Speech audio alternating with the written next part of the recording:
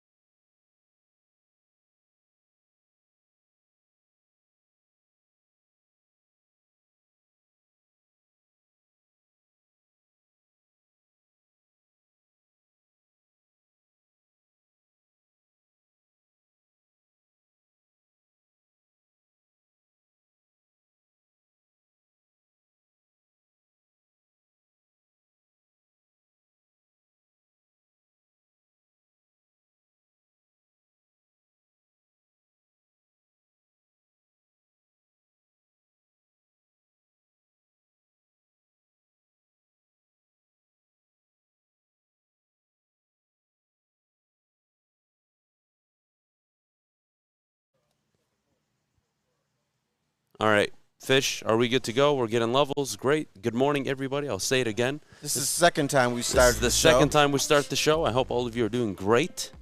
So now I can chastise you again. Yeah, go ahead. I mean, this one, first of all, we're out here at the Forest Golf Course for the Michigan Heroes Museum golf event. This is an amazing event, by the way. Darren McCarty, Neil Rule, of course, from our network are here. Yourself, Stick. We have a lot of heroes. We have a Medal of Honor recipient here today, which is absolutely amazing. It's an honor to be out here. It's the worst open, but I want you to emphasize it's W-U-R-S-T. It's W-U-R-S-T, by the way. It is the worst open. Right. It is very weird saying that, but go ahead and talk about bratwurst. Go ahead and ask me what you asked me earlier. Are you going to tour the Bavarian Village afterwards? No, I'm not. I have to work, Terry, and honestly, I don't know what the Bavarian Village is. That's Frankenmuth. Is it? Yeah. So what's Frankenmuth famous for? Chocolate? They're famous for their fried chicken dinners. Okay. But I go there. I'm going to get some cheese, not wurst, because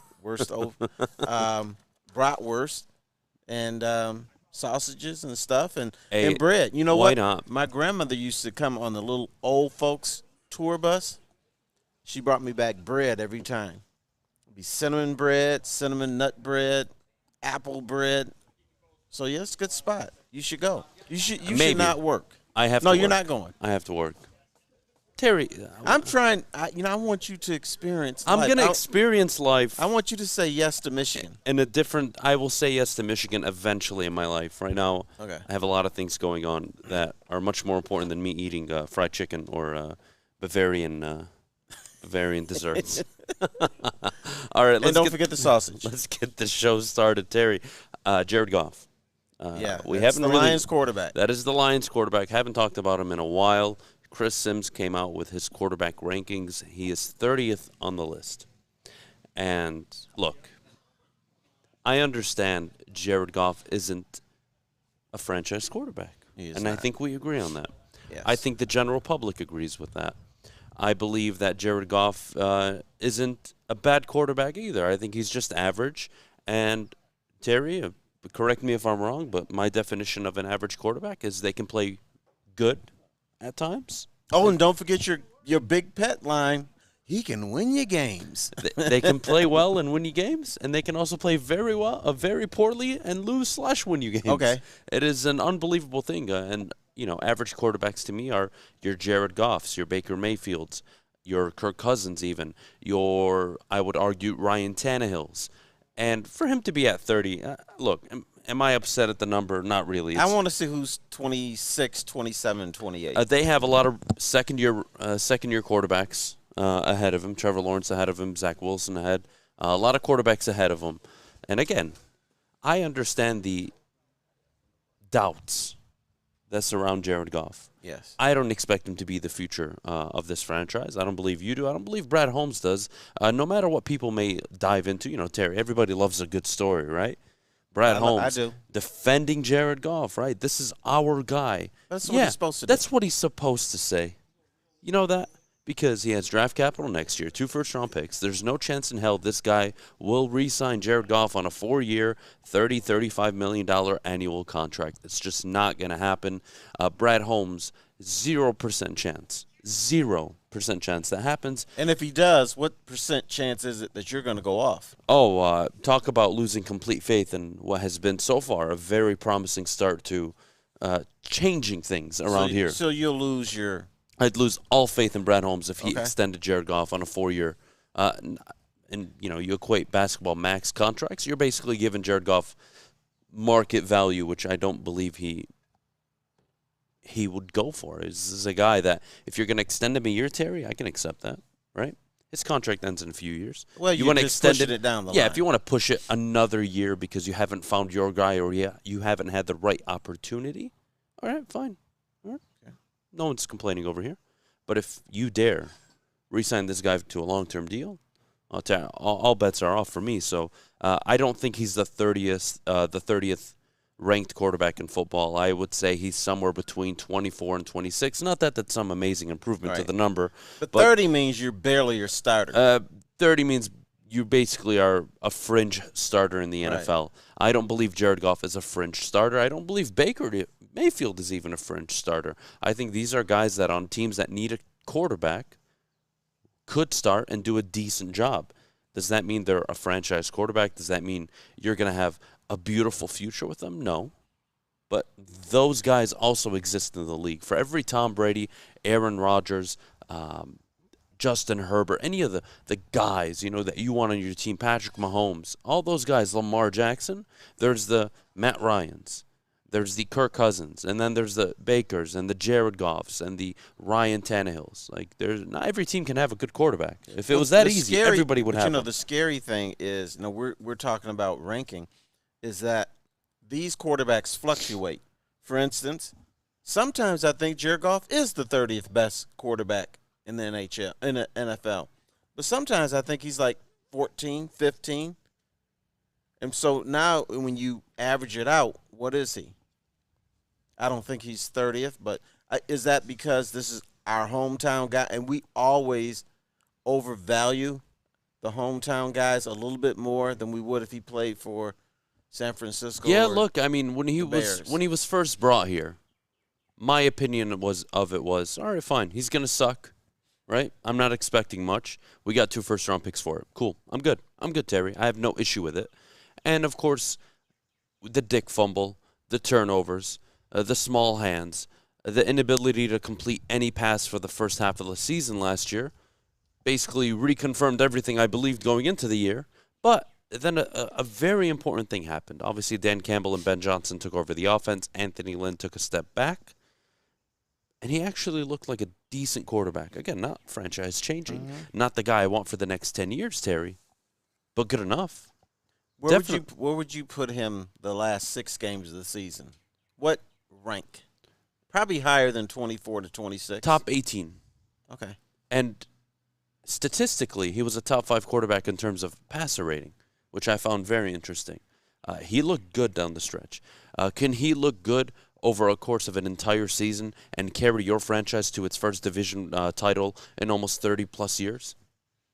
Probably not. Probably not.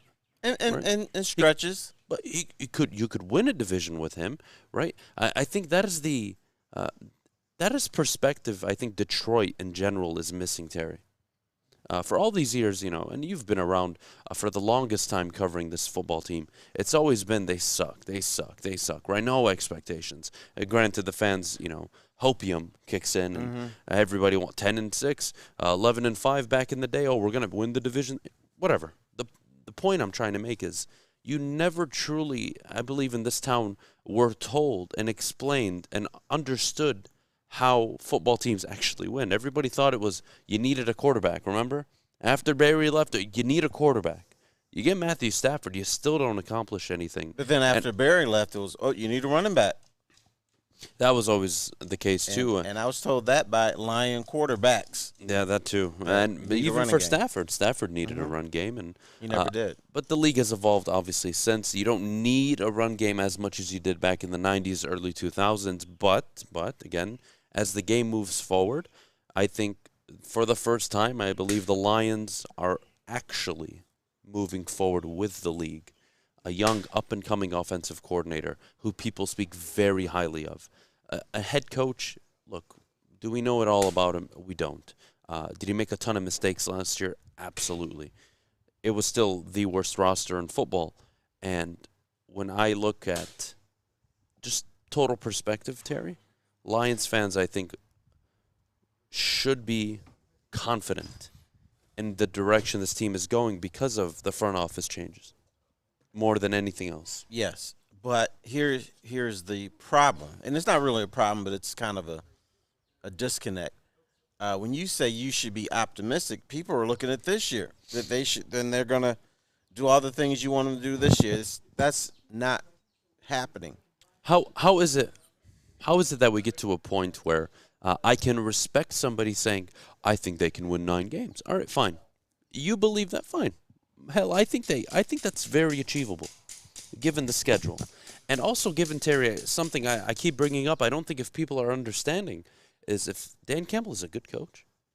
And I mean, not just like an average coach. If he is He's that out coaching other dudes. If he is that guy, yeah, damn right 9 wins is very achievable. And I think that's a X factor that many people aren't considering this year. And again, do you need to buy into Dan Campbell being a top 5, top 10 head coach? Maybe not. It's probably way too early. But I've seen all the successful coaches around the league show glimpses. This is Dan Campbell's year to show glimpses of greatness, very good coaching, decision-making, communication. I think he can do it. Last year, he showed a lot of leadership intangibles. This year, we need to see on-the-field coaching intangibles. No, absolutely. You can't just be the rah-rah guy.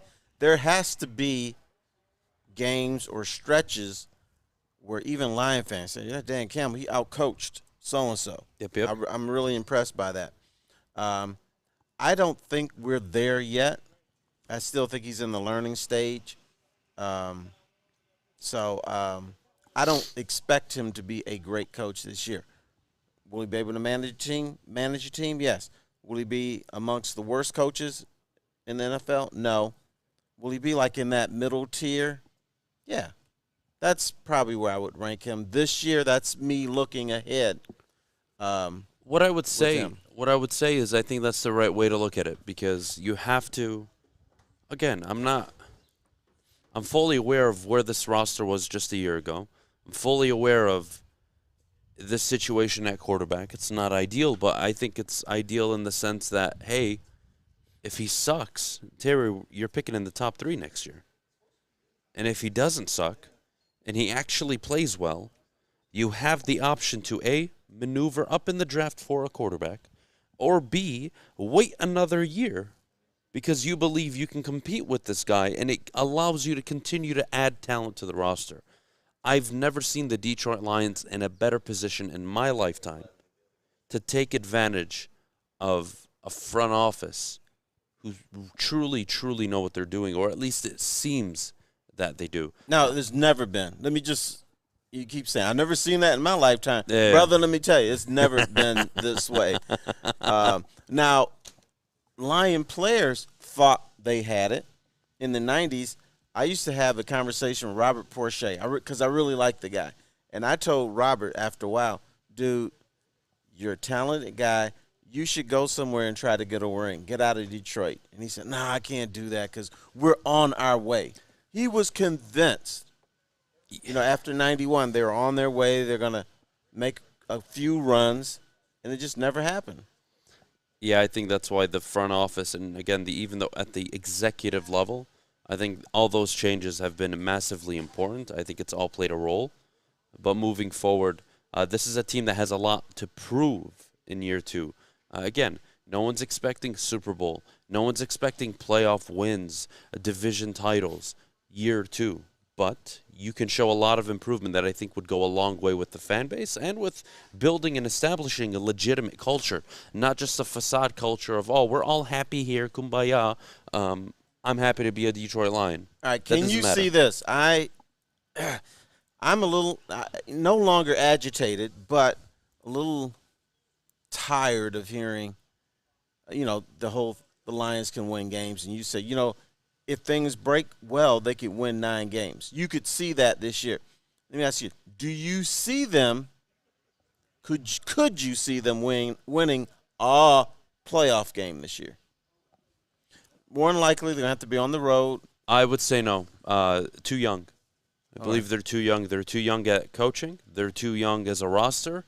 There is nobody in there with professional experience enough to make their way through a playoff game outside of a quarterback who was dumped by his former team after getting to a Super Bowl. So what I would say is no. Even if they do make the playoffs this year, I wouldn't be confident in them winning a playoff game. I don't. Not that that's a failure. Again, I think that would be actually good signs to come for the future.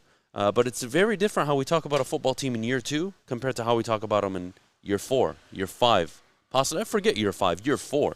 You can make the playoffs in year 2 and then make the playoffs again in year 4, but show no progress, and your time is up. That is possible. So, that is also another important factor. We got to take a quick break. When we get back, we need to discuss the Lions moving up in Peter King's.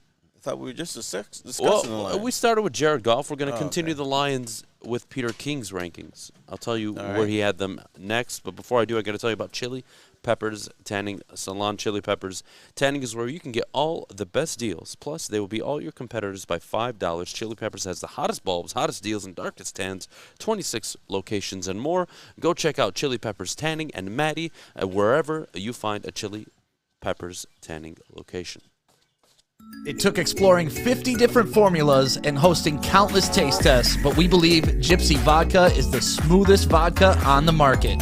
Don't believe us? Ask the owners. We're Mike and Adam Kazanowski with High Five Spirits Distillery. We're in close to about 1,200 locations throughout Michigan. We wanted to create a brand that was geared more towards freedom, love, adventure, and at the end of the day, we really wanted to tell a story that inspired other people to take risk, follow their dreams, whatever that might be. At Wing Snob, staying humble's not our forte. We just have better wings. We're back at it again with our crispy golden brown fries and our famous boneless wings. Juicy, tender, hormone-free chicken. Your favorite signature sauces with no bone. Just when you thought Wing Snob couldn't get any better. Order online at wingsnob.com today. Wing Snob. We just have better wings. We are out at the golf course, and there's no better time to try a mulligan. The mulligan is the official drink of the summer. The summer is here with Gypsy Vodka. When you're out on the golf course with your friends or even in the backyard having a good time, open up a can of the mulligan. It's made with lemonade, iced tea, and, of course, Gypsy Vodka. Check them out, and as always, please drink responsibly. Ladies and gentlemen, we are back. The Morning Woodward Show. You're on the Woodward Sports Network. Tara, how you doing? I'm hanging in there. Feeling good? I always like being on golf courses, even if I'm not playing. Yeah, I'm not playing either. Kind of disappointed. I thought you said you're going to hit. I'm going to try to find time to go to the range. Okay. Doesn't mean I'm going to get some action on the course, unfortunately, but it's all good. All good. We'll take what we can get. The Lions are ranked 20th in Peter King's latest power rankings, which I found very interesting. NFL.com has them at 30, ESPN at 31. CBS at 27, Peter King coming out with the Lions at 20. That is a significant gap in opinions on this football team. And if I'm honest with you, which, I like to think I for the most part am. For the most part. I know still some learning. things. What I would say is I'm going to lean on the side of Peter King. I think this is a team that is young, full of young talent, on the rise, not ready to compete, not ready to contend. We talk about this with the Pistons. A young team, you have to build towards being a contender. That's a 3-4 year window, even though basketball is totally different. You can't really revamp over 1 year unless you just spend it all out in free agency and bring superstars to town, which the Pistons can do. But the point is, it's a young, up-and-coming, talented roster out in Detroit. You've now added Aiden Hutchinson, Josh Pascal, Jamison Williams, just with your first 3 picks. You then get arguably one of the highest graded safeties in the draft at pick 97 in Kirby Joseph. That doesn't include the free agent signings prior. That doesn't include the player development that you had last year with Amani Owarie. You'd like to see Jeff Okudah, who, let's just be honest, it's been a bust pick. I'm not counting on him. It is just a bust pick, given he was taken at 3. Now, if he comes on to this team this year and he has a good season, good. You can consider him like a first-round pick, quote unquote. But at the end of the day, don't trust him. You're not going to rely on Jeff Okudah to do much for you unless he's healthy. And even if he's healthy, is he going to continue to get beat or is he going to develop? This we'll have to wait and see. The only thing I saw him do well when he did play and was healthy, he played the run well. Oh, he could tackle in the open field. Yeah, he'd bust your head open. But, absolutely. If you could pass any which way you want it against him. So I'm not counting on him. Okay. If he plays and he plays well, to me that's called gravy. All right. What I'll say on top of the fact that the Lions are ranked 20th, I think a big part of it too is, Terry, before the season we do a lot of projections, how we expect the team to do. How do we expect X team, for example, the Chargers are second on this list, right? They're expected to be Super Bowl contenders. And you're projecting what? Justin Herbert to grow, Brandon Staley to grow. Right. And again, I look at the Detroit Lions. I may not like the quarterback. I don't have to like the quarterback, but the quarterback is good enough. You can win with average in this league, and that's based on having the right head coach and a roster full of talent. I think the Lions have done a good job adding talent. Granted, it's young talent, but it's still talent at the end of the day. Now, are they all going to hit? My best bet. Well, here's the thing you have to watch out for. Whenever you bring up the talent and say that these guys can play well, normally they're rookies. We don't know how rookies are going to react. They could come in and okay, I'm the king here, or hit or miss. They could be rookies. But we could see the growth in the second, third, fourth year. And that's important, right? You have Levi and Aleem on the defensive line on the interior going into year 2. Aiden Hutchinson, Pascal on the edges going into their rookie season. Jamison Williams injured going into his rookie year. DJ Chark brought in as a free agent. St. Brown going into his second year. Hawkinson returning from injury. DeAndre Swift returning from an injury. A lot of variables go into play with this team, which is why I understand the hesitation. But from a talent standpoint, it is arguably the second most talented offensive team in the NFC North. I think Minnesota's the clear one. And the only thing you could argue the Packers have on the Detroit Lions would be the quarterback in the backfield. But offensive line, tight end, wide receivers, the Lions check all the boxes. But that quarterback can make wide receivers better. So yes, but from a talent standpoint, right? But because Aaron Rodgers, yes, can make everybody around him better, but it's not about who can make. It's not just about the position and its value. It's about who's lining up at certain positions. And would I prefer Sammy Watkins, Christian Watson, Robert Tonyan, or T.J. Hawkinson, Amon-Ra St. Brown, Jameson Williams, or DJ Chark? I think that is. I hear what you're saying, but hear what I'm saying. Yes, those guys on the Lions might be more talented, but is Jared Goff going to make those guys better players? The answer is probably no. The answer is no. And is Aaron Rodgers going to make those guys better players? Chances are yes. Chances are yes, to be determined, given. Because they have so much turmoil that, guys could revolt on them. I truly believe the Packers will have a down season. Granted, they've won 13 games every year. Matt LaFleur's been their head coach. I think this is the year they take a step back. It could be 9-8 wins possibly. I don't see this being a 5-4, 3-win team. They're not going to collapse that hard unless Aaron Rodgers just leaves in September, goes and does Jeopardy, and Matt LaFleur resigns. Right. Which isn't happening. Which, by the way, that could have happened last year if the Lions had beaten the Packers earlier in the season. But that didn't happen. I think they were on the precipice of collapsing.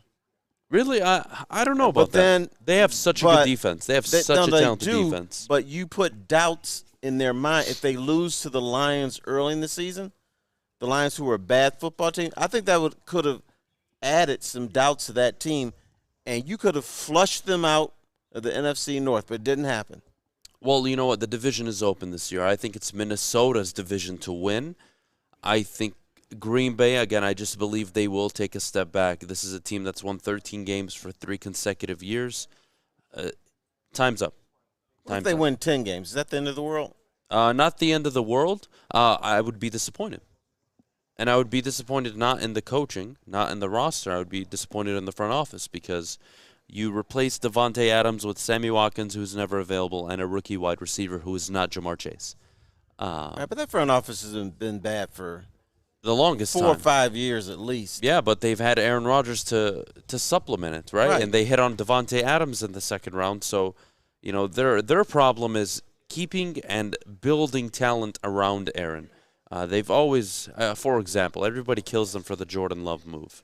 Fine. All right. I can agree with that. They could have had an all-pro center. They could have had an all-pro linebacker.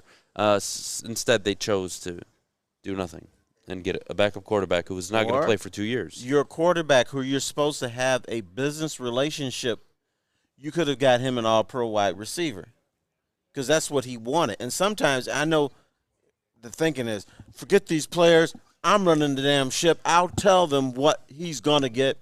Sometimes you got to say, hey, look, this is not my employee. We're in a business relationship with Aaron Rodgers. He wants a wide receiver. Guess what? I'm drafting one. I'm getting him what he wants. I agree with that. Because he's more important than me. And I believe that failure from Green Bay is what will ultimately lead to their eventual downfall. And, you know, people forget this, Terry. With the Green Bay Packers, they transitioned from Brett Favre to Aaron Rodgers. I don't recall a team ever going from a Hall of Fame quarterback to a Hall of Fame quarterback ever outside of what? Young and Montana? And Montana, right. That has never happened. So, you know, a lot of things go into, well, the Packers have dominated the last 2 decades. Well, yeah, you give me 2 franchise quarterbacks back to back, I'll dominate the last 2 decades. And I think the big issue also is the NFC North has been that bad. Right, the Lions have sucked for 20, 30, 40 years, 58 years to be exact. And by the way, they've finished last in the division the last 4 years. Yep. Well, I will guarantee right now, the Lions will not finish last in the division. Okay. If they do, you have to shave your head. Deal. All right. Chicago Bears will have the worst. Did everybody hear that? Adham has to shave his head if the Lions finish last this year. I don't see them finishing last in the division. No chance. No chance. I think he's Bears, still going to be coiffed. Here, guys, let me explain to you this. What the Bears are doing is what the Lions always used to do, right?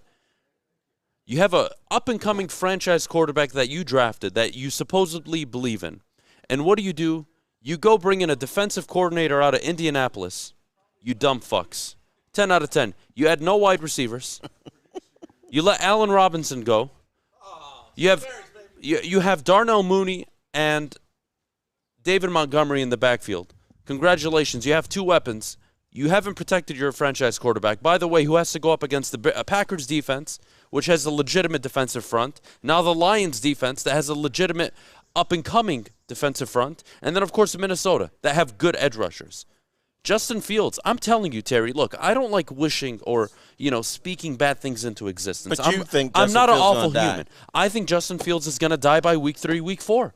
I think he will be dead. I think he'll be the first Ohio State quarterback drafted in the first round to die on the football field. Okay.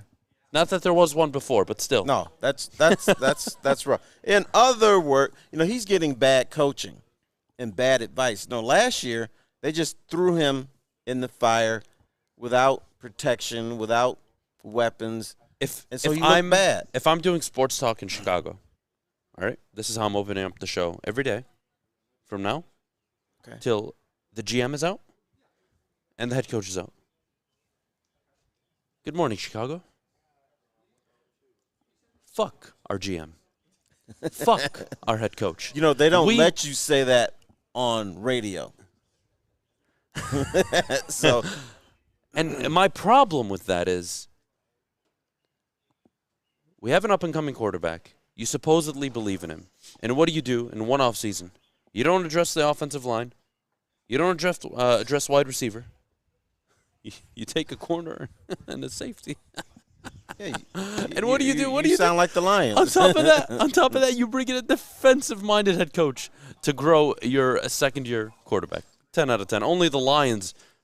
See, that is what the Lions were infamous for. Okay, if somebody's listening from Chicago, can we send out Adam's resume I'm to the ready. Chicago radio station? I'm ready to go fight for Chicago Bears fans, even though I don't like the Chicago Although Bears. you can't say what you say on radio. You can Yeah. say, forget about it. Yeah, forget these guys. All right, we got to go to break. When we get back, the Tigers won a game. It only took, I guess, me telling Avila to resign on Twitter for them to. Let's see him win 3 games in a row. Not before gonna, we get excited. not gonna happen, Terry. Not gonna happen. But I'll tell you what is gonna happen. Lady Janes are gonna take care of me and all this hair I got on my face and my head. Lady Janes, for the King's treatment, like that boy on the screen. Get to Lady Janes, open 10 to 8, 7 days a week. Walk in anytime, no appointment needed. They are the best. Their stylists are professional. They're amazing to talk to, and of course, they treat you like a king. Lady Jane's haircuts for men, it's wicked awesome. Life is full of hard choices. We're here to make one of life's biggest decisions as simple as possible. My name is Christina Gennari, and for over 20 years, I've helped hundreds of families buy and sell homes.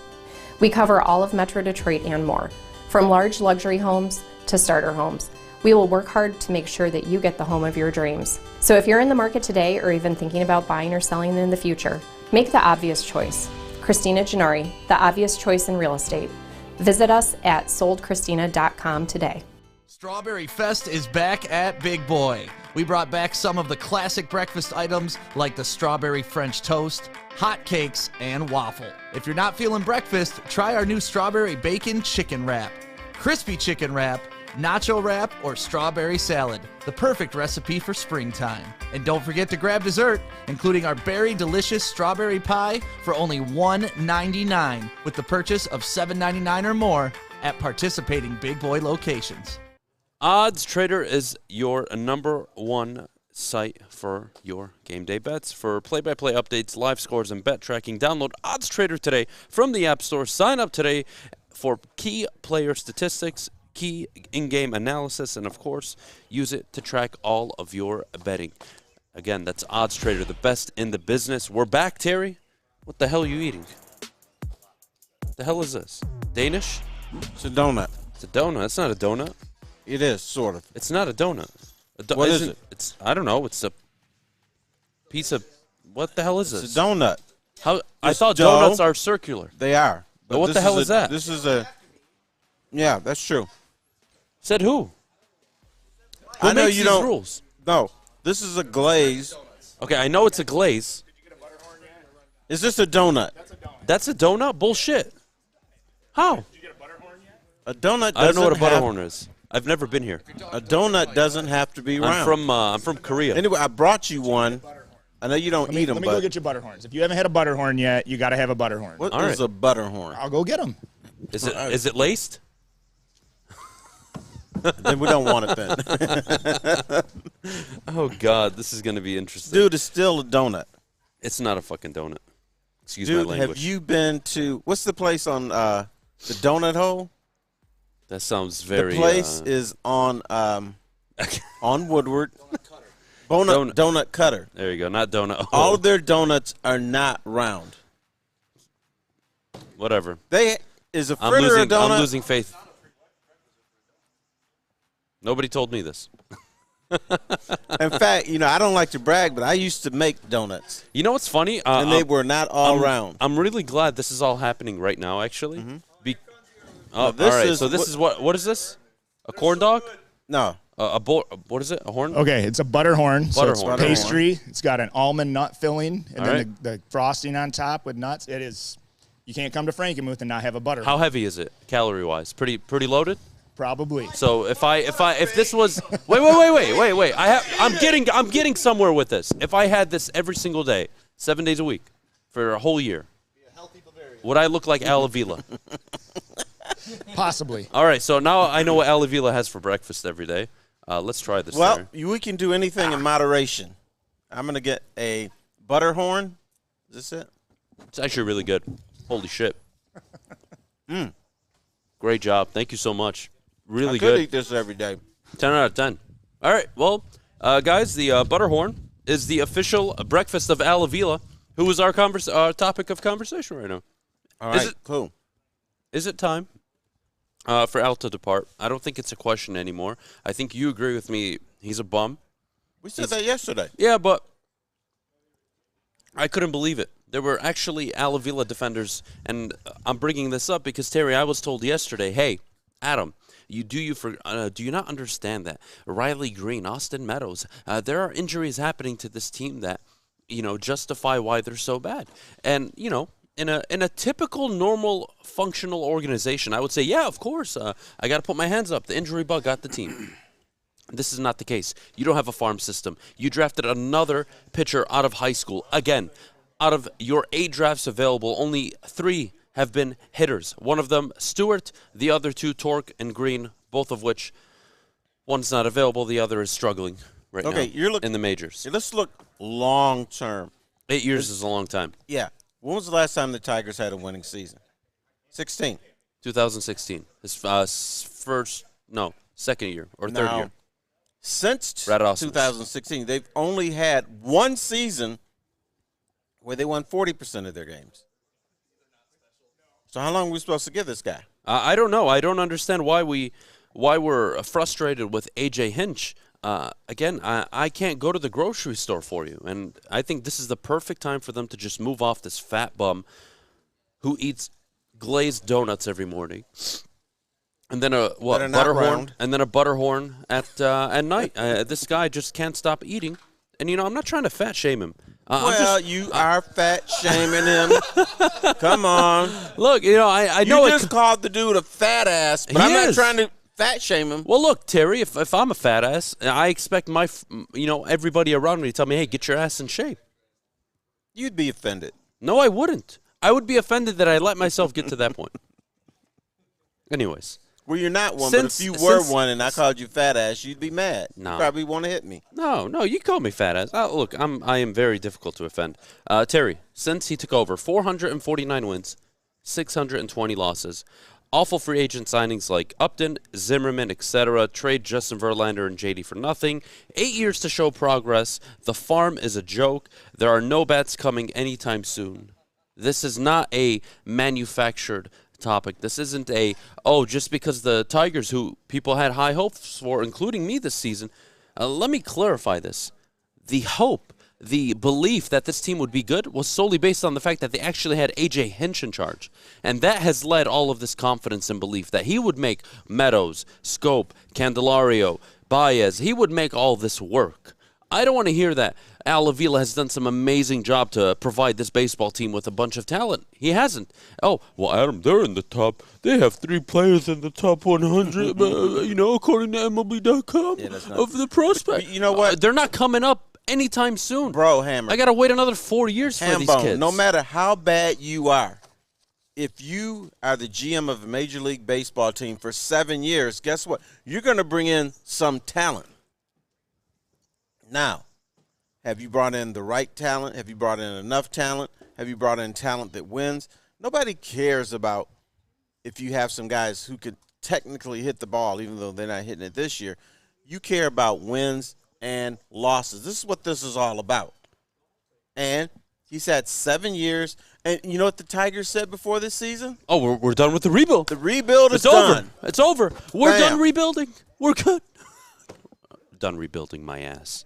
Again, when I have to compare you to Matt Millen, when I have to compare your ownership currently to what the Lions have been for the last 58 years, Terry, you're not doing a good job. Even if you like some of his moves and you don't like some of his other moves. The fact that we're having a conversation about this guy being possibly as bad, if not, in my opinion, worse than Matt Millen, something's wrong. And the fact that there is no pressure coming, of course, from the executive group. Chris Ilitch isn't going to do anything. Why would he? He has shown zero interest in truly turning around this baseball team. No, I don't even want to give this bum a pass either. Avila for 8 years, losing record, awful decision after awful decision. I don't want to hear that, oh, well, Adham, he didn't have money. When he had money right away, and he spent it on Upton and Zimmerman, which were some of the worst contracts in baseball history. Shut the hell up. He had the money. Oh, do you remember the relief pitcher that he spent a lot of money on? Oh, I'm sure you do. What, 7.41 ERA during his time here? Shut the hell up. He didn't have money. Losers. Well, maybe he is not qualified. He's not qualified, Terry. Look, this is science. I am not fat-shaming people. If you are overweight, your brain functions at a smaller level than a fit person. Yeah, or let me rephrase this. Shaming at all. Not at all. Look, not one bit. Again, I am teasing, but I'm also very frustrated. And behind the teasing and the frustration is the reality, Terry, that this baseball team will not go anywhere under his leadership. That's a fact. And let me ask you this, Terry. If A.J. Hinch isn't the manager, and Brett Ausmus is the manager right now, or any manager you can think of that's just low-graded, average manager. Right. What are we saying about this team going into the year? If Brett Ausmus was the manager? If Brett Ausmus was the manager. Get his no. out of here. Not yes, Avila. Not Avila, not Brett Ausmus. I'm talking about the team. What are we talking about the team last year and this year with that individual in charge? Last year, they're a 45, 55 win team max. Right. And this year, there are no expectations that they could possibly win 80 games. Maybe 60, 65. That conversation is happening because of A.J. Hinch. And I don't want to hear that. Adham, they're not hitting the baseball. I know, there's no talent. You know why they're not hitting it? There's no hitters.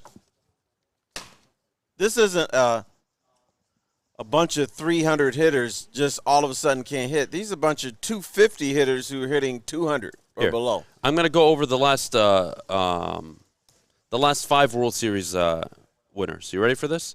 The Atlanta Braves, the Washington Nationals, Boston Red Sox, Dodgers, and Astros.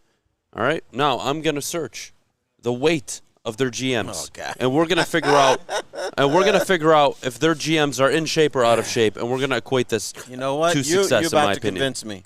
I'm going to make it happen. All right, Brandon Gomes, look at this guy. Skinny, in shape, analytical dude. All right, Atlanta Braves GM. Here we go.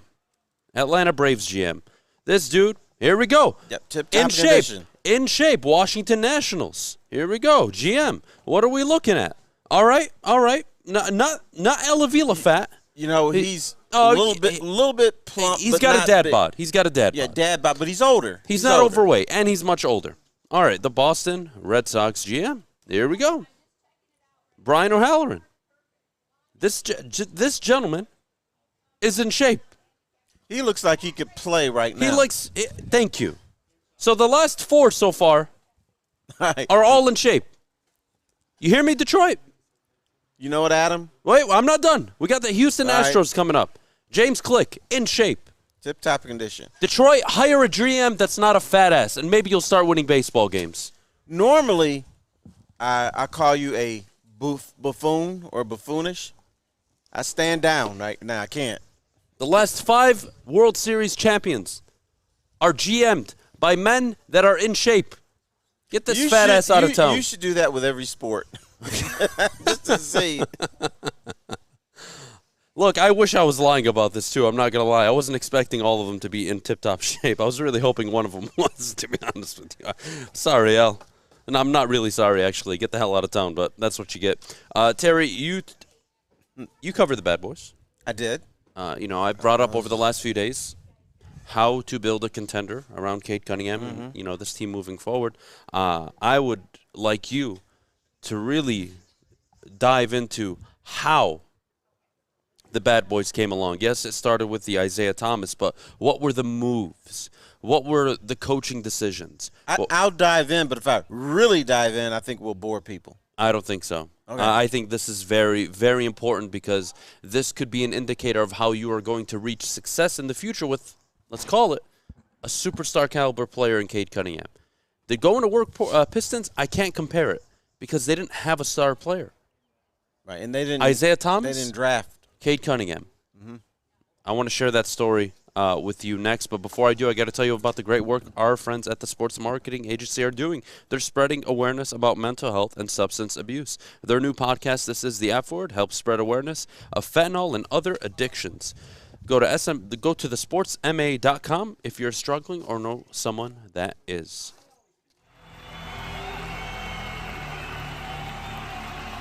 He's going deep, right side.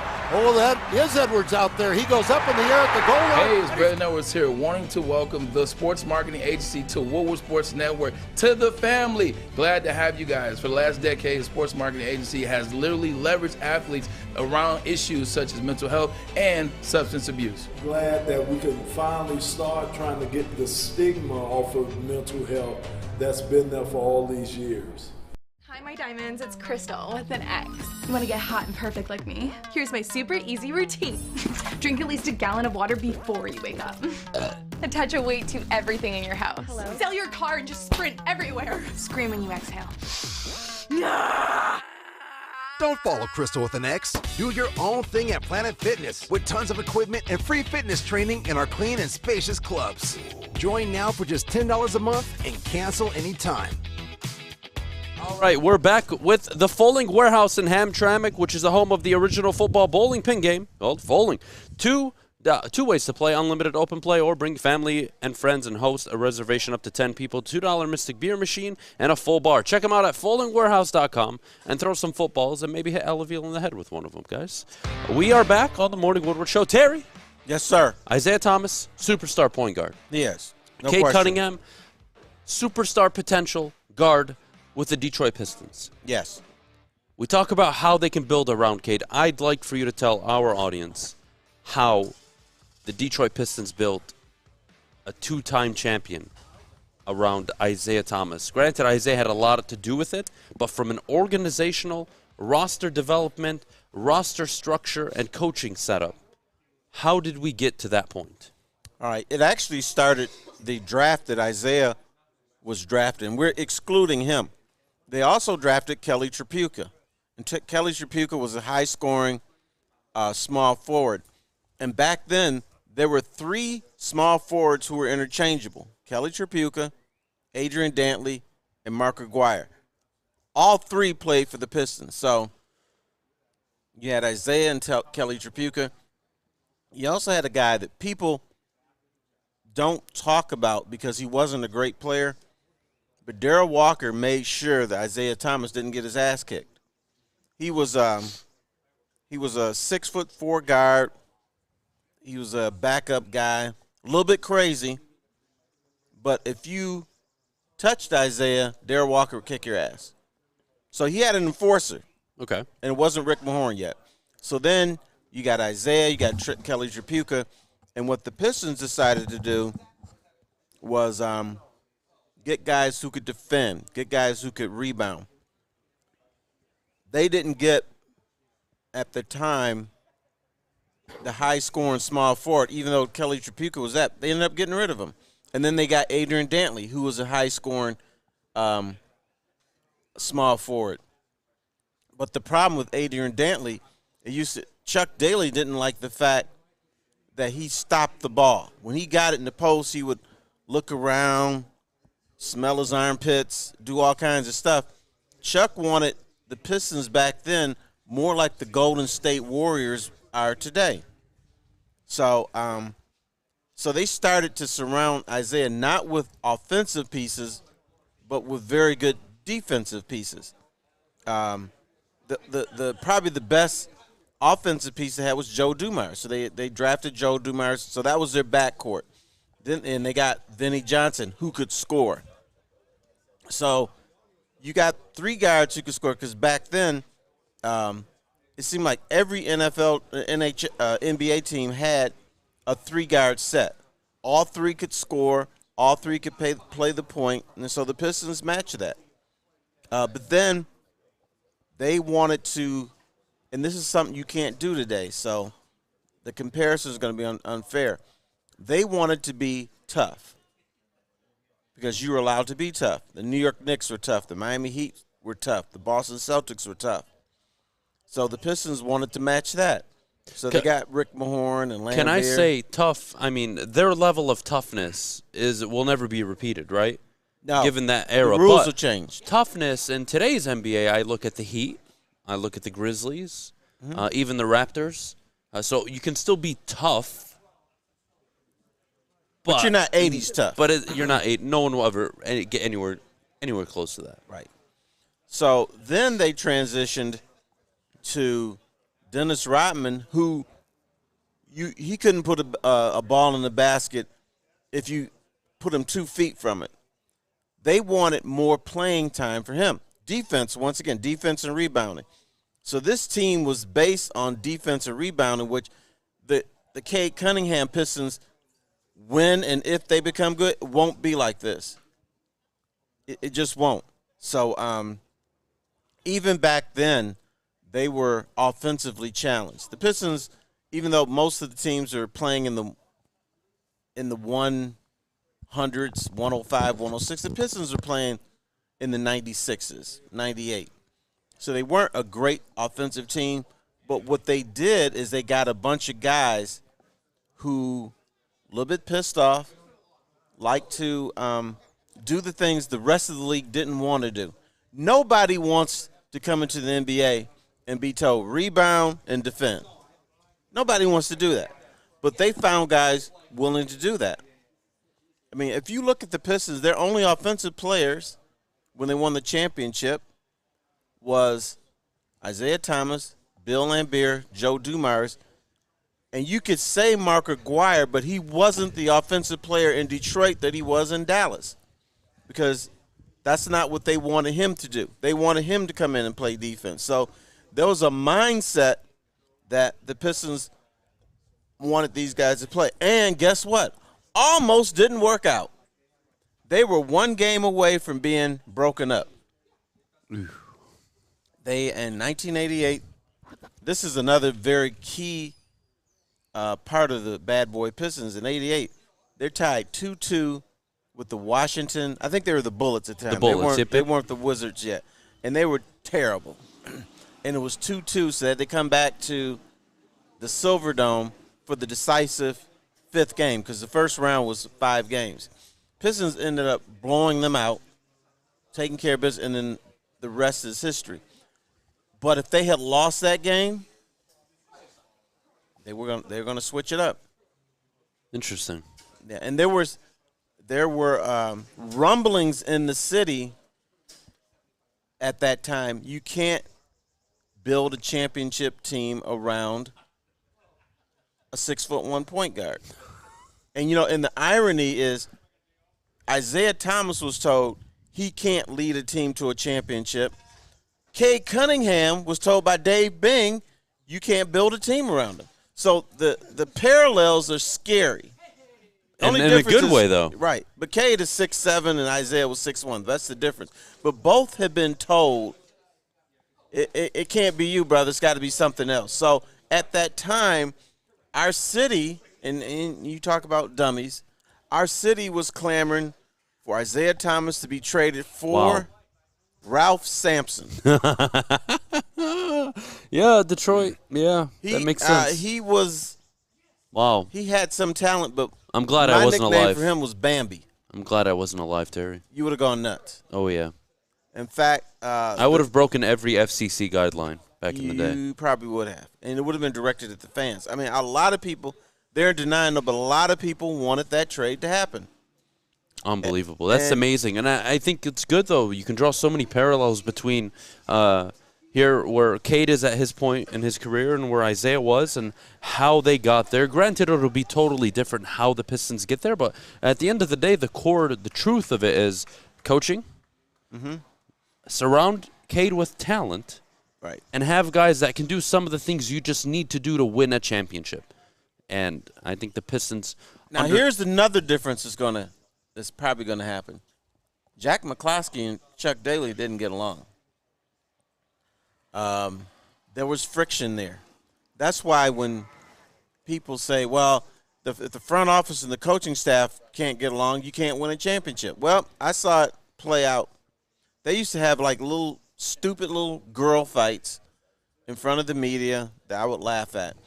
So Cade and Isaiah cannot be built in the same way because I think Troy Weaver's going to look – he's going to look for offense. Can this dude put the ball in the cup? The Pistons, the bad boy Pistons, didn't have that, or they chose not to go that way. Rick Mahorn came in.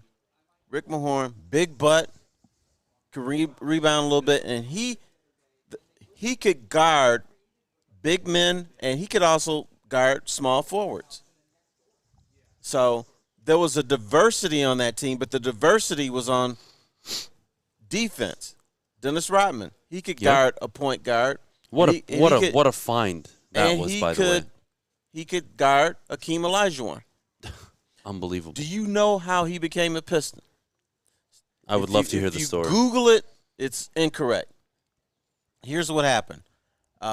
Dennis lived in Dallas, and so, his college eligibility was up, and so he didn't think he could play in the NBA, but he got into pickup games with the Dallas Mavericks. So he's playing pickup games with the Dallas Mavericks.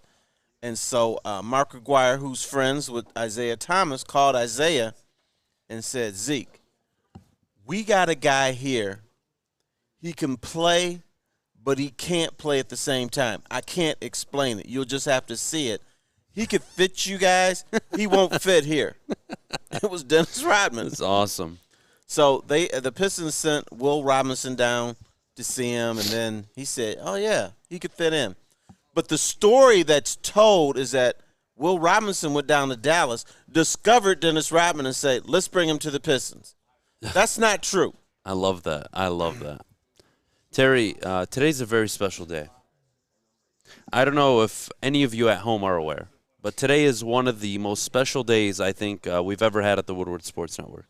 Oh, wow. I can't wait for this. I don't know about it. It is officially, get ready for this, today is officially the 1-year anniversary of Fish being at the Woodward Sports Network. Oh, today wow.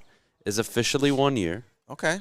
This is officially he's 1 year full-time at the network, and this is a long time ago. This is when he was originally signed. This is a great picture. That's when Sean Belizean was still at the network. Oh, man, so many old faces. Awesome.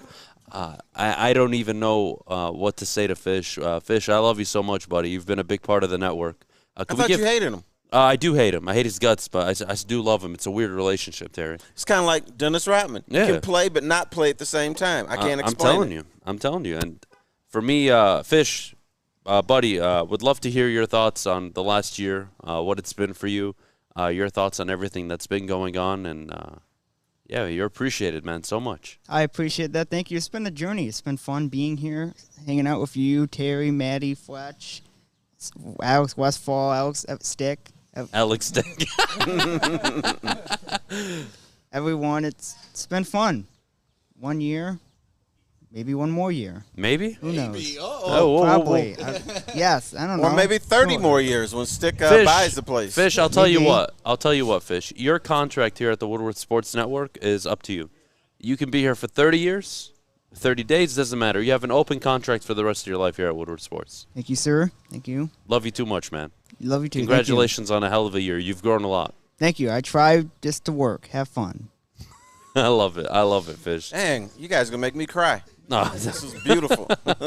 This is the only nice moment you'll get. Adham will be mean in about 30 seconds.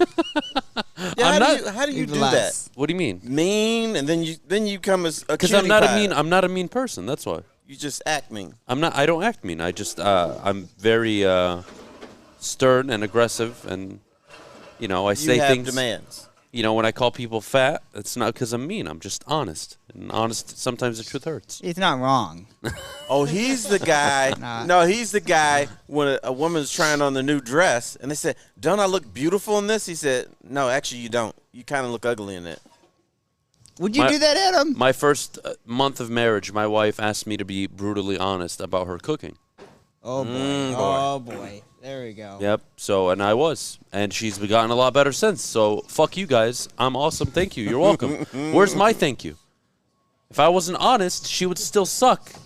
And I would have to, pick up food on my way home every day. And I know, but that doesn't benefit us. The benefit is you. You get good food. That's right. That's right, and that's why you guys all have to be honest in your lives, especially with the people you care about. And Fish, we care about you. We love you so much. Thank you. Again, congratulations on 1 year.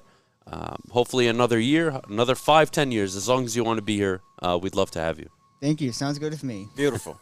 All right, what else sounds good with me also is Cintron. It's summertime. Okay. Cintron is here, now available in Kroger. Make sure you go pick up while you can. Get 2 Cintrons for $4. Cintron is the new energy drink, and it is for your active lifestyle. Drink it, live it, love it with Cintron. New to the game or a season better? OddsTrader.com has everything you need to make the right bet ahead of kickoff. Begin your handicapping journey with OddsTrader. Improve your edge by finding the best price on every game from sportsbooks in your backyard. Take advantage of the numerous sign-up bonus offers to pad your bankroll. Dive into key game statistics, player performance, and even account for the projected game day weather. Best of all, you can use the OddsTrader bet tracker to keep a log of your action. Welcome to OddsTrader, and best of luck. Life is full of hard choices. We're here to make one of life's biggest decisions as simple as possible. My name is Christina Gennari, and for over 20 years, I've helped hundreds of families buy and sell homes. We cover all of Metro Detroit and more. From large luxury homes to starter homes, we will work hard to make sure that you get the home of your dreams. So if you're in the market today or even thinking about buying or selling in the future, make the obvious choice. Christina Gennari, the obvious choice in real estate. Visit us at soldchristina.com today. Look, guys, we're all different, right? We have to respect that, we're all different, and I think that's what makes things amazing is, I can get along with Terry and Fish and whoever the hell else it is and still be myself. I think it's very important for everybody at home, not only with yourselves, the people around you, and especially if you have children, Terry, is to raise them to be themselves and to raise them in a way where they're not scared to speak up, to speak their mind, and I think that's super important. So, yeah, I think we're all different. But you have to be respectful to people. Of course. And if Avila was here today sitting down with us, and if he was an honest guy and would do an interview and would answer our tough questions very, very honestly and openly, well, I would have a lot more respect for him. I'm sure he knows you're calling him fat, so he's not going to sit down with us. Well, he has 2 ways. He could lose weight, and then he doesn't have to worry about me calling him fat. Or he could win games, and I'll look past him. That's fair. The last 5 GMs that have won the World Series are all in shape. I wish I was making this up. I really do. There's not a lot of times I prepare for a show and I think about what I'm going to say and how I'm going to say it, how I'm going to deliver it, Terry. Know what? I was not expecting this one today. You took a chance. I was waiting for you to stumble. I was going to laugh my ass off at you. But I can't. No. Can managers be fat? Yeah. Yeah, it's different. Different skill set. The manager operates on an EQ level, emotionally also, right? You're emotionally invested in players. As a GM, you are analytical. You're abrasive. You're making tough decisions all the time. You have to make decisions that are for the betterment of the short term of the team and the long term of the team. That is a lot of mental it takes a lot of mental capacity to do it, basically, and Avila has shown that he can't do it. What I will say is we brought up the Pistons, the bad boy Pistons, how they got to where they were. I'd like to discuss a team that's never gotten to the promised land, which is the Super Bowl, right? Yes. The Lions have never been to a Super Bowl, let alone have won it. They've been to one NFC title game. They've only won one playoff game. And, Terry, my question is... You know who was at that NFC title game? You. I was there. Hell yeah. How was the ass whooping? You know what? I hated that song. And I don't know how it goes. The Redskins. Here come the Redskins. They played that song every time Washington scored. And all I remember, that stadium moves. It moves when this little dumb, and they had the little band, and everybody's singing that song. And I got into it with Scott Mitchell, the quarterback. Nice. Because before the game, we were in the media, and we're just asking him questions. He said, it's just another football game. So after everybody left, I said, dude, do you really believe that? He said, yes, it's another football game. And blah, blah. I said, I guarantee you, Washington doesn't look at it as just another football game. They look at it as the game to get to the Super Bowl. Everything. That game is everything. I don't understand that. If you go in that attitude, you're going to get your asses kicked. And no, that was Philadelphia. I'm sorry, this is a different game. Now, that game, Scott Mitchell was not the quarterback. So, but I just, the Lions were in a different land because Washington. It felt like a lot of happy to be there, like they accomplished already. Right. And that comes from inexperience as well. So that leads me to my question now, which is, what is the Detroit Lions' current timeline for success? And let me define success for you. That way I don't throw you off a little bit. And then we don't fight. That too. Terry, my definition of success would be in a 6-year period. I don't want to attach years because I will be asking you how long until they get there, but how long until they become a team that can contend for the division year in and year out, most years, let's say, win playoff games, and eventually be considered one of the contenders like the Chargers, like the Bills, like the Chiefs, like the Rams going into the season. What's that timeline look like? Granted, you don't know what the head coach is yet. 60 years. God damn it, Terry. 60. With the current GM, with the current GM, what it should be. What should it be? Based on the league, and again, I know it's the Lions. I'm very aware, guys. We're gonna move past that. The new Lions. The new Lions. We're gonna move past that because I think it's truly irrelevant given Brad Holmes is in charge. What is the realistic timeline for this team to start contending for the division on a consistent level? And to the point where, give me 2 timelines. One for when they become perennial division contenders. The second, when they become playoff contenders, meaning they're looked at as a team that can get to the championship game of their conference. Oh, geez. You just threw in a caveat. You first you said if they're playoff contenders. I think they can be if they're playoff division contenders, that qualifies as playoff contenders. I think they can do the first in 3 years.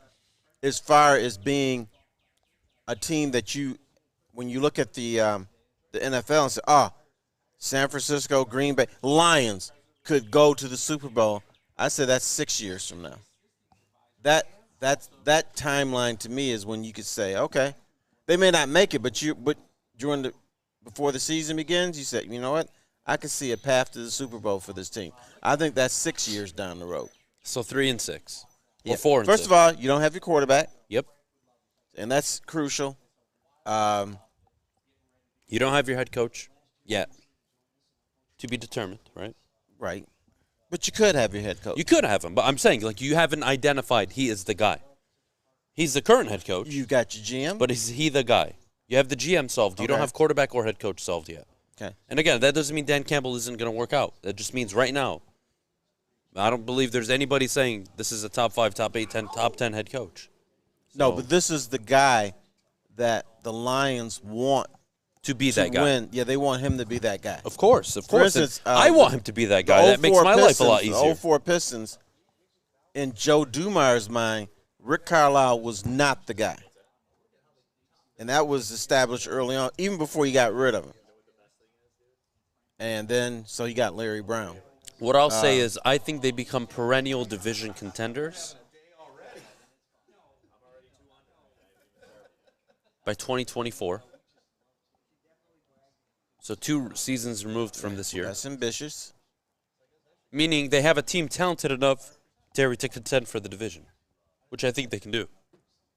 In 2 years, that's more than enough time. That's 4 years, by the way, of Brad Holmes operating as your GM. Who's your quarterback? That's the timeline I'm trying to solve. I think I'm going to agree with you on 6 years. Because let's say it takes them, not this year, but the following year to get a quarterback, right? 2 years from now. Well, I need year 2 or 3 of that quarterback realistically to get to a title game. Joe Burrow was the anomaly. I don't expect that to happen. So, yes, I expect to draft a quarterback in the next 2 drafts. I expect him to take 2-3 years to get into his own. So we're looking at a 5 to 6 year window before this team, I believe, will be considered contenders in the NFC. I think it can even be quicker if you had that young quarterback on your roster now, even if he wasn't playing right now. because you would expect him to play some next year and then the following year kind of take off. So if you had you love J.J. McCarthy, right? Yep. At Michigan. Let's say you had your J.J. on the Lions now, and Your up-and-coming quarterback. He's still playing behind Jared Goff. I could move that up to 4 or 5 years. I would be confident to move it up to 3-4. Yeah, I really would. But even if he's not playing. Yeah, because, again, then I can I get answers to my questions much quicker, right? It's very important to understand what the Lions are doing. Very good. I don't believe they're going to have any intention of signing Jared Goff to an extension. But the key, like you said, is the next quarterback. Who is that quarterback? And if you bring him in the door, Terry, it solidifies point one, which was, are you a division contender? It basically locks you in for it year in and year out. And then now you have the quarterback and the GM solved. If Dan Campbell is the guy, Terry, we're talking a possible decade of 4, 5 division titles. 6, okay, maybe not 6, but let's say 3, 4, possibly 5 playoff wins. Possibly an NFC championship appearance if you nail the head coach and quarterback, because I believe you have the GM. You bring me a franchise quarterback and a top 10 head coach, the next decade I will guarantee success to this franchise. Well, it should happen because I'll tell you why. Green Bay, are they ascending or descending now? They're on the decline. Okay. Chicago Bears. Oh, they're in the gutter. I feel so bad for Chicago, and I don't even like the Chicago Bears at all. I have, like, zero. Nobody likes the Bears. They're the losers. Especially in Detroit. They're not the Bears. Minnesota. They're the losers. Ascending, descending, or just kind of? I think ascending. I Okay. like Kevin O'Connell. But they have a similar issue as the Detroit Lions. Actually, if not even worse, the Lions have the GM solved. The Lions are the only team in the division ascending. Then Yes. all the stuff that you say should happen Minnesota's should ascending. happen. Minnesota is I thought ascending. I just said it. Okay. Yeah, because of Kevin O'Connell. But the problem Minnesota has that Detroit doesn't is Minnesota has a GM that is in his first year. Brad Holmes, there's a consensus. Is he fat? No, he's not. Okay. He's in well, shape. that's trouble. That's the start. By the way, you know what? Super Bowl winning GMs. Last year, Super here Bowl we winners. go. Les Snead, in shape. The year prior, who won the Super Bowl? Somebody. Oh, let me see. The Rams won the Before that- Super Bowl last year. Tampa. Prior to that, Tampa Bay. Let's see. Tampa Bay's GM. Tampa Bay Buccaneers GM. Jason Litt, in shape. He looks like he's a runner. So that's 2 years. Super Bowl winners. Let's see. The year prior, I want to say it was Kansas City Chiefs, and I know their coach. Here's is where in you're shape. going to mess up. Where? New England. New England's GM We're going is the last 5 actually- years. We're going the last is 5 years. Actually, Bill Belichick. The last 5 years. Les Snead, in shape. Jason Litch, in shape. Chiefs GM is Brett Veach, in shape. Mm-hmm. The New England Patriots, Bill Belichick doesn't count. Is that an outlier? Is that an outlier? Terry, help me. Bill Belichick is the GM. Howie Roseman, Eagles GM, in shape. Yep. John Elway, in shape. Yep. Outside of Bill Belichick, every GM. Let's do the Seahawks GM in what year? And 20. technically, he's not the GM, but he's the GM. He is. It's stupid, but GM 2014. All right. John Schneider, who actually is still the GM currently, and he's in shape. So I'm just saying, we have a trend here. Fat GMs don't work in sports. Recently. That's all I know. Dude, I didn't make this up. This is a national story. I'm telling you. That we're sleeping on. I swear to you. The last 5 World Series champions, all their GMs are in shape. The last 5 Super Bowl champions outside of Bill Belichick, they're all in shape. Hire a skinny GM. You're welcome. I just solved all your problems. Anyways. I never understood your brilliance until now. I didn't Unbelievable. I'm telling you, there's something to this. Jesus Christ, what the hell were we talking about? Oh, man. We're talking about fatties. God. All right. Look, at the end of the day, Minnesota's ascension and the Lions. Okay. I believe those are the 2 teams on the upward trend in the division. The Vikings, I believe in the head coach. But what do they have right now? Remember, I told you, give me the GM, head coach, and quarterback, Yes. and I'll deliver you success for the longest time. Right now in Minnesota, you don't know if the GM is going to work.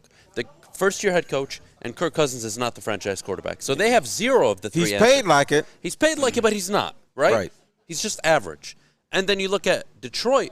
They don't have the quarterback. They don't have the head coach proven yet, but they do have a GM that people are starting to really admire and give credit to. So they have something that even Minnesota doesn't have, but what I would argue is I think Kevin O'Connell is really going to turn Minnesota into division winners this year. I think it's a lock. I think they're the division favorites this year, in my opinion. Okay. When you talk about that triumphant. And their GM's I not think fat. the most important person is the quarterback. Yes. Second is the GM. Third is the coach. Ooh. I don't know. I would actually go GM, quarterback, coach. Okay. And I'll say that because I can just look at Detroit. Matthew Stafford was let down for 12 years. They had the quarterback. True. Never had a head coach, never had a GM. But even we didn't believe in that quarterback. It was Pat Stafford and all that kind of stuff. Unfortunately, it is a city, it is a town that is accustomed to losing and disappointment, unfortunately, with their football team. And I believe if Matthew Stafford was anywhere else to start his career, let's say a more competent organization without such a losing history, they would have figured it out by year 4 or 5. But we're going to head to break. When we get back, Terry, we got to continue the conversation out here in Frankenmuth. We are going to talk about Colin Kaepernick getting another tryout with the Raiders. You don't like it. I don't. So It's I'm too actually damn really late. I'm really curious why. I would love to hear about it, but before we do, I got to tell you about the free, fresh, and hormone-free chicken that Wing Snob provides. Wing Snob has the best traditional wings. Try out their signature sauces, Jamaican jerk, or lemon pepper. Wings are tossed to perfection in any sauce that you pick. Order online today at wingsnob.com. Wing Snob, we just have better wings. Fellas, let's be honest. We like things to be easy. We like simple stuff, like sports 7 days a week. We like things uncomplicated, like Lady Jane's Haircuts for Men. Open 10 to 8, 7 days a week. Walk in anytime. Sign in, sit down, watch your favorite team play, and before you know it, your hair will be game ready. Open 10 to 8, 7 days a week. Walk in anytime. Lady Jane's Haircuts for Men. It's wicked awesome. When you need apparel, there's only one place to go. Big Frog in Novi. With no setup fees, no artwork fees, no minimum, and a 24-hour turnaround, you can have your whole team outfitted in no time. Embroidery, direct-to-garment, vinyl, and screen printing, Big Frog has it all in all the styles you want. So whether it's a sports team, fundraiser, school event, or corporate needs, Big Frog is your one-stop destination. Visit bigfrog.com/Novi or call 844-4-BIG-FROG. Guardian Alarm, your home of the best defense on and off the field, whether you're at home or on the road. They're 24/7 local monitoring. Make sure what is important to you is safe. Call 1-800-STAY-OUT for a peace of mind. That's 1-800-STAY-OUT right now, and let them know that Woodward Sports sent you. Again, that's Guardian Alarm. We're back here on the morning show here on the Woodward Sports Network. Terry, live out in Frankenmuth at the Worst Open WURST, by the way. I feel so wrong saying it. The Worst Open. Somebody has to change its name, by the way.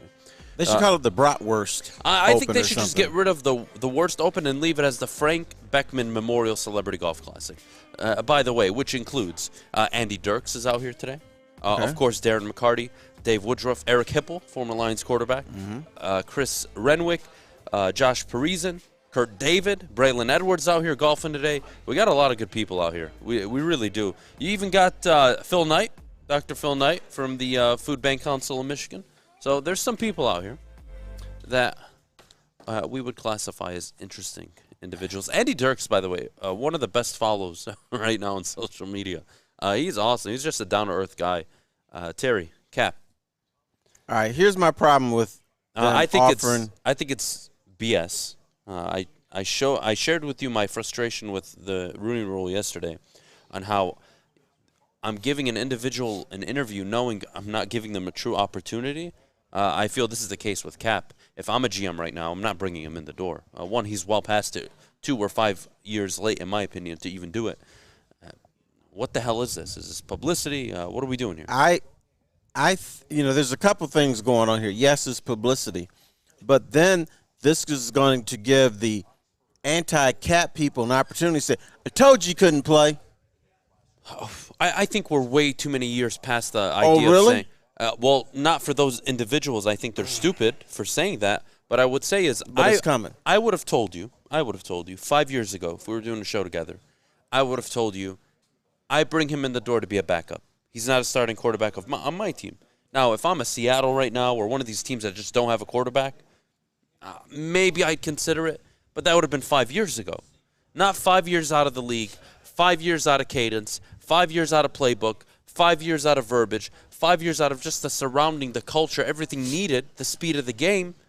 And then to bring him in as if he's actually going to deliver and then say, oh, well, he wasn't good enough from the beginning. I think that's a ridiculous thing to say. It is, but I'm so fearful that's what it's going to become. This man should have gotten an opportunity. No, he shouldn't have even gotten that. He should have just been in the league. He shouldn't have been kicked out of the league for what he did. That's one. Then, you have all these meetings. Should we bring him in? Should we not bring him in? We're afraid to piss off some of our fans. Then you wait 5 years to say, hey, we're going to give you an opportunity. Adham, don't talk for 5 years and then try to read a speech. Don't play golf for 5 years and then just go out and try to play around. No matter what you do, even if you practice, if you're not in a game, if you're not competing, you're not going to succeed. Now, some people say, well, he's been throwing the football around. There's a difference between practicing, there's a difference between working out, and there's a difference between competing. For instance, let's say I tell you to run 100 yards. You'll probably run your typical, you're a fast guy, 10.1. If I get somebody to run with you, now you're competing, you're probably running 9.9 because you're competing. He hasn't competed in 5 years. I think we're so far past this, and I'm frustrated that he's even getting a tryout. I think it's a joke, actually, because to me this just shows how stupid we are as a society, and really as some GMs are just really stupid. I can't help stupid, Terry. I really can't. Colin Kaepernick has no business in the league right now. 5 years ago, cool. You want to have the discussion? Some of you think he could be a decent quarterback like Goff. Fine. He had a really good stretch with Jim Harbaugh as his head coach. He showed some decline. He got injured down the stretch. And then what happened, and again, we don't have to revisit the whole story. What happened. It's for you to see whether you want to acknowledge it or not. But at the end of the day, we're 5 years removed. And he was besieged by lies. There's a lot of people say, well, he doesn't want to play in the NFL anyway. But that was a lie. Of course. Everybody pushes out the narrative that they want. I mean, we're seeing it now even with politicians in regards to what's going on in our country with school shootings. Everybody wants to drive what benefits them. That story gets out, not what's the story of solution. What's the true story behind it? What's the story behind the investigation of what actually caused him to actually take a knee, which was social justice issues.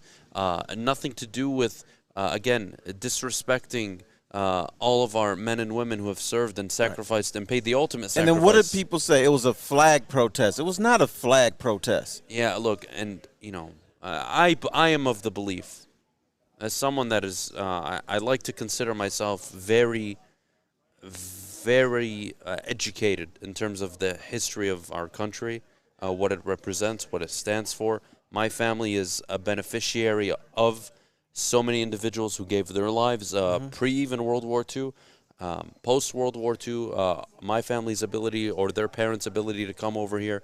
There's so many things that I feel I have a good understanding of.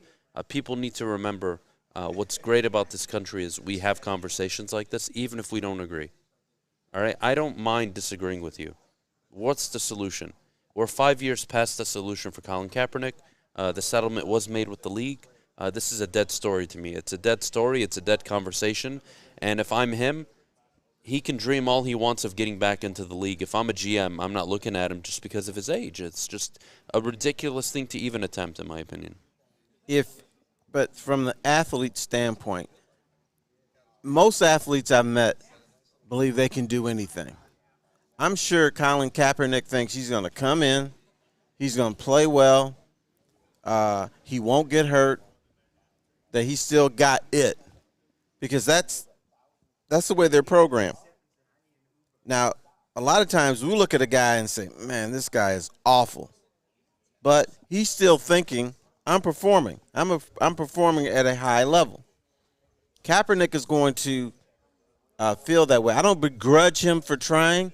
I am mad at the NFL for saying, okay, after 5 years, we're going to give you a shot. Yeah, again, I think it's too late. I would have been one. I'm just going to be really honest with you, Terry. After the knee situation, after the settlement, back a few years ago when he was a lot younger, and I would say would be more likely to actually attempt to get back into the league, I would be one of those GMs that wouldn't have given him a shot. It's not in my interest as a GM trying to build a football team. I don't see the need for me to have a Colin Kaepernick quarterback on my team. One, if I have a young up-and-coming quarterback, or two, I'm looking for one. I'm probably just going to draft one.